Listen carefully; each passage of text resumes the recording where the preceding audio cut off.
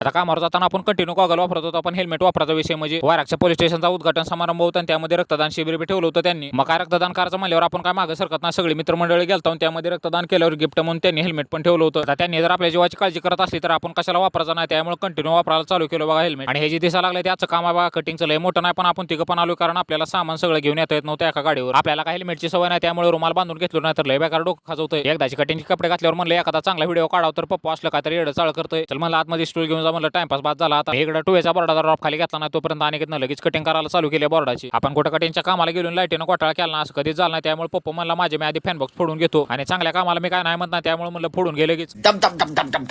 2 room final केले, direct MC box फोडा घेतला बघा इकडे. आता इथे विषय काय झाला सांगतो तुम्हाला. इथे बाथरूमला आपल्याला कटिंग न्यायची होती, पण ही सेकंड ड्रॉप आहे सक्सेस झाला, पण पहिला ड्रॉप होता ती भिंत मागे राहिली आणि होलच अलीकडे राहिलं होतं. इकडे बाथरूमची सगळी पायपिंग करून झाली की लाईटीन दागा दिला, त्यामुळे परत म्हणला अनिकेतला जेवण घेऊन परत चला राहिलेला कामाला सुरुवात करू. जेवण करून किचनच्या एकाच बोर्डाचा ड्रॉप खाली घेतला ना तोपर्यंत लाईटीन अजून एकदा फिरून दागा दिला.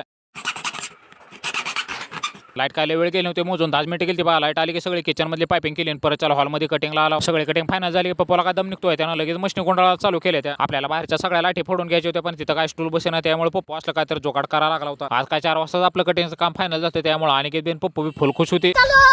आता 4 वाजले होते खरं, पण ऊन काय अजून कमी झालं नव्हतं, त्यामुळे पप्पा मला जाताना काय जरी झालं तर रस प्यायचा मगच परत त्याला गावाकडे जायचं. मग काय एक जागी थांबला ठिकाणी 2-2 ग्लास फुल रस प्याला.